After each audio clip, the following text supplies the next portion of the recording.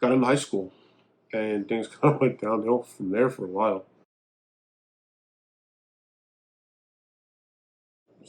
Ninth grade, started some behavior stuff, I guess. And again, I'm terrible with time frames, but started with some behavior stuff.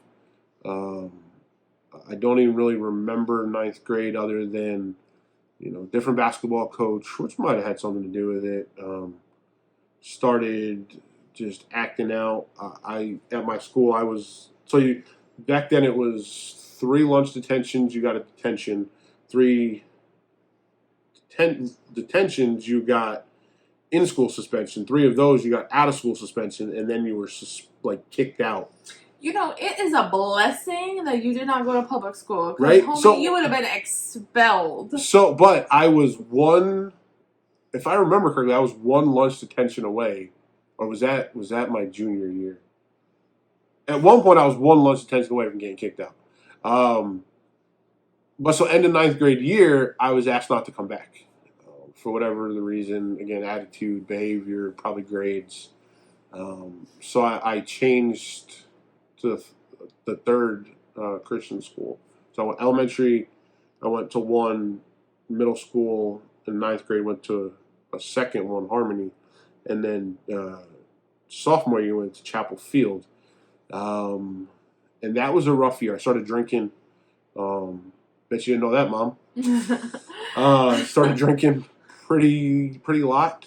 We're Gonna be revealing a lot of stuff heavily. Our parents probably don't know in here. Most of it was at school. That was also the year that my grandparents died. And it still blows my mind that they had been married for 19 years, divorced for 20, and they died 9 days apart. And that was kind of really what just, up until then, I again was causing trouble, but I knew who Jesus was. I got saved and I got baptized. I guess I got saved real young. And again, theologically, I don't know where you stand on this, and but I remember making a commitment to Jesus young. We just got them in the mail the other day. I wrote some tracts. Those are like old school. He says the other day. It was around Christmas time. It was the other day. Tracts were like these little like paper pamphlets that you would hand out that would like tell your story and tell you all about Jesus and how to have a relationship with him. I wrote some of those when I was in like fourth or fifth grade. When I was in, I want to say I was 15, 16. I don't remember. It was summer. It was winter camp, snow camp. But I don't remember if it was fifth or ninth going into 10th or 10th going into 11th, or even eighth going into ninth. But I remember very clearly. 15? Yes, 15. 10th grade. Very clearly at snow camp, receiving a call to go into ministry. It was clear as day. It was even then. It was, to my recollection, was confirmed by my youth pastor and the leaders that were around me. But again, that kind of scared me. So 10th grade, new school, bunch of kids I didn't know at that point had kind of sort of been rivals, I guess, in a way, because they were a different school. They were in different conference, but it was the other local Christian school. Started drinking, started getting physically involved with girls. Didn't have sex at that point, but and for their confidentiality, that's as far as we'll go. Then my grandparents died, and that really just kind of set me over the edge. Just kind of gave up. Never really got suicidal and stuff like that. I don't think, but just my grandmother again had given me anything I ever needed, anytime I needed her, anytime I needed to go somewhere, I could go to her house. I could escape. My grandfather was always there, and so that felt alone. By that point, things with my mom. My mom, I think both my parents at that point, yeah, because I was in. Both my parents had gotten remarried. Both had their own kids, with their respective spouses by then. So I grew up an only child until I was 13 when my brother was born. And Your sister was born before that. Yeah, I was 12, I guess, 11, 12 when my sister was born, but didn't know her, wasn't allowed to. And again, there's whatever. There's probably details in that you don't. Yeah. Oh no, there's for sure. I was 12 to 11 to 16 years old. There was a lot I didn't know and shouldn't know and still don't know. Yeah. So I mean, again, I have my own, like what I said earlier. There's this is my side, my feelings, my perspective on the situation, and I've dealt with a lot of it. Some of it I probably haven't, because some of it I can't deal with, because I don't know how or whatever. There's not a way to deal with it. But gotten to probably some altercations, and started driving around that time. Got a lot of speeding tickets. Don't think I ever did the drinking and driving thing. And then got asked not to come back to that school. So thankfully, a lady by the name of Pam Burns, I don't know, other than Jesus, I don't know why, Ms. Burns, I don't know if you'll ever see this, but I don't know why you cared about me. I don't know why but you allowed me to come back to Harmony. And that seems like a theme too throughout your life. Yeah, grace upon grace, and then not so much. No, sorry. No, it just Like, I'm getting emotional over here. So I went back to a school I'd already been asked to leave. My junior year, I just again, for whatever reason, was drinking, was physically active with girls. Again, not sexually active. I guess it's sexually active, even though there's no consummation to the. I don't know. Anyway, halfway through my junior year, my mother had enough of my shenanigans, and I was being kicked out of my house. I was told I was going to go to an all-boys boarding school in Waitana or wherever the heck it was. I don't know where it was. I just knew it was out west. Wyoming. Yeah, whatever. Montana, Wyoming, somewhere out there. And I don't remember if I didn't care, but I know I didn't want to go live with all boys, because I had already discovered girls and probably had a girlfriend at the time. So I was I was literally leaving the next day. Again, my memory could have been oh, you're leaving in a month, whatever. I knew it was happening pretty quick. So I called my youth pastor, and really was just hey, again, I went to youth group all the time. It was every Sunday I was at church. Youth group every week. All the youth group things. The special events, the sleepovers, the whatever. I was there. I was part of it. It was snow camp, Bible camp, summer camp, all the things. So I grew up. Again, I at one point was very close to the Lord, because I received a clear call from Him to go into ministry. But I just, for whatever reason, was acting out and all the things, and I there's other family stuff that I just don't really want to get into, I guess. So I called up Dave and said, "Hey, look, man, just from again, what I remember was I wanted to thank you for everything you've done." Probably didn't say I love you then, even though I should have. Dave, I love you. I'm leaving. He's like, "What do you mean you leave?" I said, "Well, I'm tomorrow or whatever it was. I'm flying out to Waitana to go to this all boys school. My mom's had enough. I got kicked out of school, and told Rachel I said bye, and I'll see you in 6 months or whatever it was that I was going to be out there." And he said, "Hold on, I'll call you right back." And that was a weird way to say goodbye, but whatever. And felt like 5 minutes later, he calls back and says, "Hey, you're going to come live with Rachel and I." And so I moved in with Dave and Rachel. And again, just somebody else that for no reason poured into my other than God. Poured into my life. Two people that saved my life. And it wouldn't be the first Uh, or the last. I mean, it was the first, but it wouldn't be the last. I had to keep a job. I had a car at that point. I had to keep a job. I could only go. I was homeschooled. Was that the barn? No. That was Chapel Field. Was the barn? No, this was Lady Bonnie. Yeah. I thought you guys went to school in the barn. That's where Chapel you Field. met Jen. That's Chapel Field. Oh. It Okay. literally, the school literally was a barn. Like school was in a barn. No, this was in her like attic. Oh.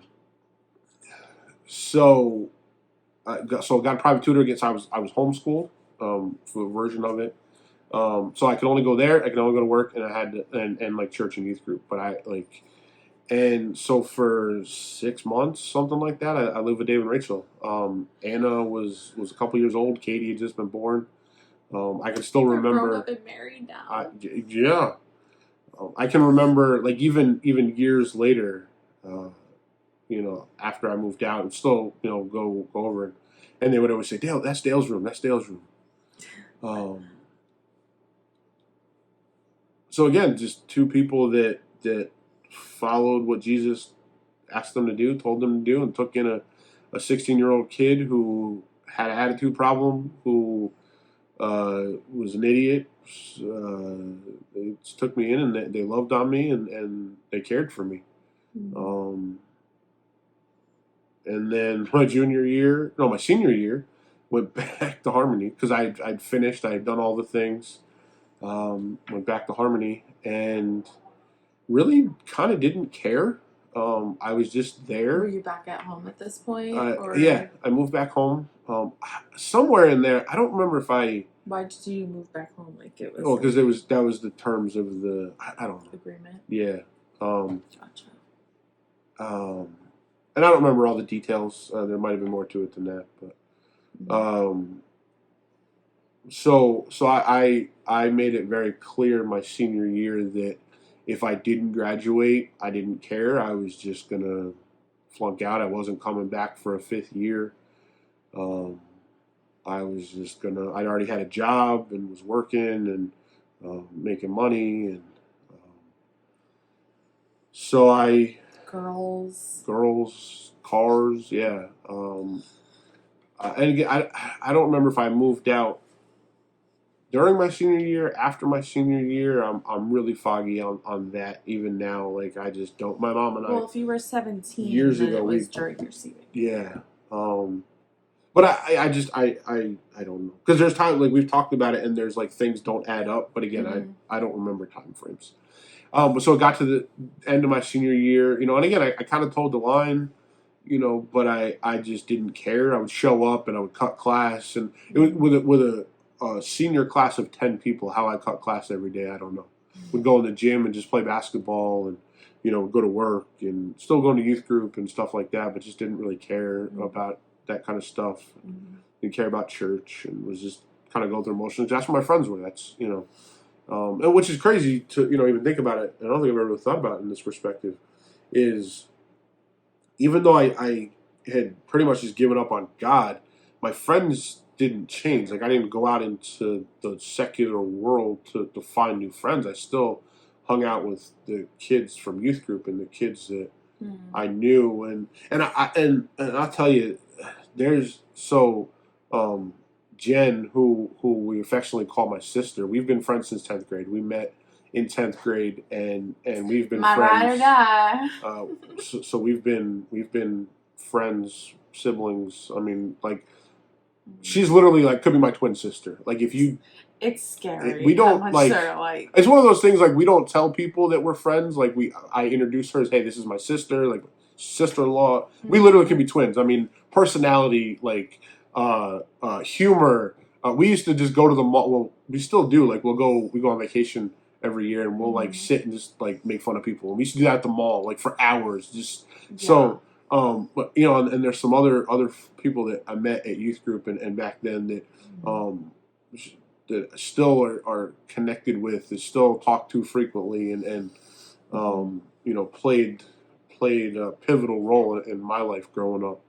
And I'm thankful for that, which is I think is why I didn't go outside of that friend group really to make new friends, even though I was They feeling loved you. and living it, and I love them. Yeah. I just was learning then I didn't like church, and again I couldn't have put it. You didn't like religion. Well, right. I was going to say like I couldn't have put it in those terms then. I didn't like religion. I as I got older and through out of through my 18 to like 22, I didn't want anything to do with God, but I was always convicted, and I'm kind of getting ahead of myself, but didn't want anything to do with God because I was always convicted. I knew what I was doing was wrong, and I kind of didn't care at that point. But yeah, so I got a diploma. I did not graduate high school, but I have a high school diploma. I again, for whatever reason, they knew I was very vocal about the fact that if I didn't graduate, I was not coming back, and I hope I don't get people in trouble when I say that they gave me a diploma, but this was 20 something years ago, statute of limitations, and if they get in trouble, I'm just talking out of my butt. June will be 23 years left. Yeah, there you go. So, so perfect example, and again, I hope I'm not getting them in trouble by sharing this, but so like math, my math, just don't use any names. I won't. So I went into the final for the year with like a 50 something average, 54 or something like that. Got with 23, 27 something on my final. On my report card, I got a 75, 74 for the year. That math don't so math. Math don't math. So what I think they did is this is his average, this is his final, let's add them together and so he can pass. Again, I can't prove that. This is almost 23 years ago. Yeah. But again, I have a high school diploma. So again, it's another way in my life that just God showed grace on me. And there's a lot more to it than that. We met some other people that we'll probably talk about in a later session episode. But with some pivotal people in our lives down the road. But, So, I think I stopped when I was 10. Grandpa died, and that rocked my world, and really don't remember too much. So that was like 3rd grade. 5th grade, I started getting into fights, over stupid, oh, he likes me, oh, he's my boyfriend. Temper was just, I remember like putting a girl up like by her shirt against the wall and told her to get out of my face. If you know me, that sounds about right? 6th grade, pretty much the same. Like, I never had bad grades. I was always in like extra help for reading and math, just to come find out later in life it's because I had dyslexia. But I didn't know. 7th grade, I think this was kind of the turning point for me with acting out. I got jumped. This girl did not like me, so she decided she was gonna get her friends to jump me. And that just started a whole heap of trouble for me. I wasn't taking anybody's crap. And so I got into a lot of fights, suspended, in-school suspended, out of school suspension. 8th grade, I discovered boys and doing things I should not have been doing at 14. Sorry, Mom, if you didn't know that. I don't know what to tell you. I'm 40, almost 41 now. You're grounded. Go to go to my room. It's fresh. I told you I love my life. So that continued for quite a while. And just rebellion for a couple years. Then in 10th grade, my parents decided they needed to get us out of the town we were in. because I think, whether they know it or not, I think they could foresee where I was headed. You know, we weren't allowed to date until we were 16, but that didn't stop me. I can't speak for my sister. She's 2 years younger than me. My brother was real little at this time. There's 8 years between us. I don't even think I went into that before about my siblings. I have a sister who is a little over 2 years. Like, I was born in March, she was in May, I was 2, so like 27 something months apart. But my best friend growing up, she's still my best friend. But my brother was 8 years younger, and just a lot of turmoil there growing up. Not with my brother, but like my parents' relationship. You'll see my ADHD because I'm gonna jump back and forth now. But yeah, so I think a lot of what I was going through was, one, missing that void of my grandfather, right? Who was the solid one. My parents had a lot of fighting. My dad would move out. I felt like we had to choose who we were going to stay with. I mean, and it wasn't long. Like, he would move out for a couple weeks, move back in. They'd get into a fight. It was just that whole cycle. But stay together because of us. Which, looking back, I don't, like, I appreciate that, but for my parents, for who they are, I think that was a mistake for them. Like, I don't think that was the right thing for them. But they felt that was the right thing. So there was a lot of that. But I think I was always searching and trying to fill this giant hole. You know, down the road, I figured out that it was God that I was trying to fill that hole for. But I would fill it with boys, and, you know, I was drinking. I think I started drinking in 7th or 8th grade. It's funny, though. I went to a public school, and we were doing the stuff he was doing in the private Christian school. Like, sneaking. I remember sneaking, like, I'm not dropping names because I'm not getting anybody in trouble. But, like, this is probably why they don't allow, like, Water bottles? water bottles in school anymore. Like, Check those your Yetis. colors, those colored, like, sports bottles. We would Mhm. fill that up with, like, alcohol. We'd be passing it. Vodka. Yeah. That was always our. Yeah. Still, Hypnotic. Remember still like, oh my, Hypnotic? that like bright blue crap. Yeah. Yes. That's what we vodka and that, and strawberry lemonade. Mm-hmm. So, like, we'd be passing it in class, and this is how we got through high school. So, anyway, 16, Dad decides, I'm gonna look for a new job. We have to get out of here. Tells me, I think I just turned 16. We're moving in 2 months. I'm like, I ain't going. But I was going. Like, I'm sure that went over like a lead balloon. Oh, yeah. If you know my parents, like, my mom was like, yeah, okay. You're funny, go back. Yeah. Well, they ended up letting my sister and I, because my sister, I think, was in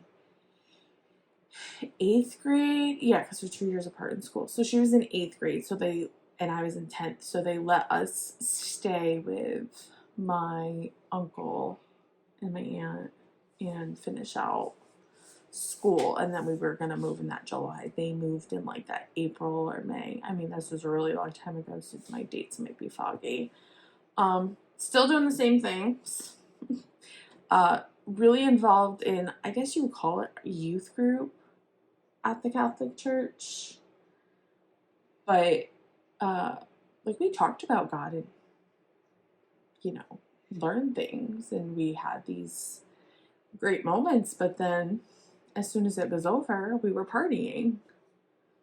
But I was really involved, and I think that really started my seeking that I didn't know I was seeking.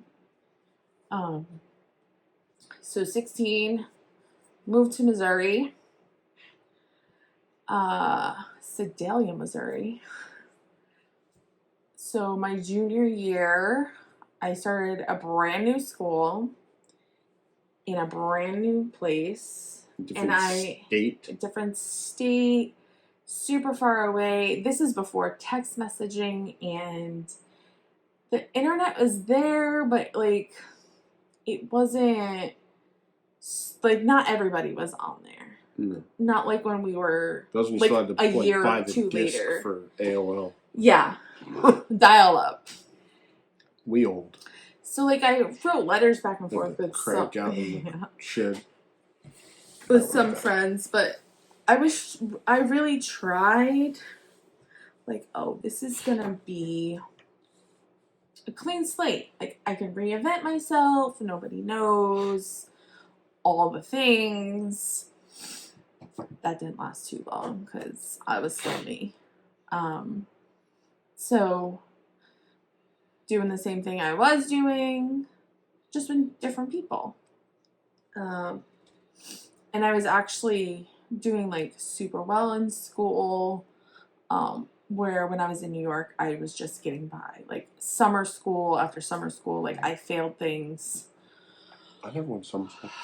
Yeah, well, I was always in summer school. Oh. I missed several family vacations. Like they went on vacation without me, and I had to stay behind and go to But yet summer she's school. the smart one. Yeah, but come to find out, it's because I had dyslexia and I didn't know. That, and I was cutting class all the time. I probably have dyslexia too. Yeah. So anyway, doing the same things, but I found a really good outlet there. I discovered writing. I was on the school paper. So, like, I was doing really well in school, but I was still kind of doing some of the things. Except it was, like, with the neighborhood kids, because this is the first time I really lived. We lived in, like, a cul-de-sac community kind of thing. But I really liked it. I liked school for the first time. It was broken up into like smaller chunks, so you didn't have every class every day. It was like every other day. Like on A days you had these classes, on B days you had these classes, and it rotated. And it was set up like a college campus and things, so it was smaller bites, so I was able to kind of handle it better. So we were there, started school in August. We get a phone call in December that my aunt has cancer and it's really bad. We go home for Christmas. No, I think we went home for Thanksgiving. So I think this call was like in November. We went home for Thanksgiving. My mom seen how bad it was. She was kind of torn, like, I don't know what to do. My dad said, you know what, I'm going to find a job and we're just going to move back. Well, this is the same year, junior year, 2 schools, 2 different states. We moved back, ended up in Pine Bush, which is just like a half hour away from where I was living before, where all the bad things were, and it wasn't far enough away for me. So still meeting up with some of those friends. I didn't have a license at this time because I was about to turn 17, but moving states, I had never gotten my... That was her excuse. She just wasn't a good driver. She failed her test like 6 times. It was twice, and I was 18, and it was only because Mom made me. I hated driving. I still hate driving. Still do. You were a professional passenger. Yeah, I still hate it. So, ended up in Pine Bush where I was kind of doing the same things, but my rebellion was kind of over, but it wasn't as prominent. Like I wasn't cutting class anymore. Got a job, so that occupied a lot of my time. Summer into senior year, I was in summer school again, but this time it wasn't my fault. It's because I moved schools and states and met a boy, started dating. No, not you. Not yet. We'll get to more on that later. Yeah, and just doing the same things, partying a lot. I don't think my parents knew, or if they did, they just put their blinders on. Graduated, and are we going past graduation? No, I think that's for this. That like we graduated. I think we both stopped there. Yeah, I graduated. I actually graduated like with how many kids? With how many kids? Yeah, how many were in your senior class?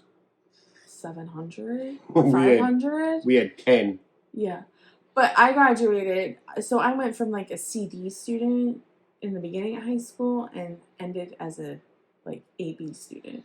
I went from I worked my butt off. What were the letters we got in elementary school? Like S. What was just below that? There was like I, improvement needed. Yeah, so I went from an I student to a straight D student, like all through. I got C's sometimes. Yeah. But I'll never forget, I was getting in trouble, and I don't know what year it was. My mom still brings this up sometimes. I was getting in trouble for something, was doing terrible. And I looked at her and said, "But Mom, I have 100 in Bible." And I got out of whatever the trouble was, I think. Yeah, so that's, again, kind of us, and that's like a 10,000 foot view of us growing up. Cliff Notes version. There's more stuff that we'll get into, as we go through this. Anything else you want to add, or no? So we'll continue on. This is us, y'all. This was a lot of just like heavy in some ways. I mean, you saw we both got emotional. Trying to choose our words very wisely because we don't have anything to hide. But again, we want to protect not only people that may or may not have allegedly done things, but also, again, this is our perspective. Even some of our family stuff. We really want to be careful not to hurt anyone. Even with our own feelings and our thoughts and our perspective, we don't want to hurt anyone by things we're saying. Yeah. So we're being very intentional and praying through this of, hey, what's okay to share, what's not okay. Again, if you have any questions, something we missed, if you were there, if you see this and you were like, we haven't seen you since elementary school, hit us up. Love to connect. That's one of the few good things about Facebook and IG. The gram. But that's all for this episode. Section, whatever. Anything else? No. Love you guys. Bye.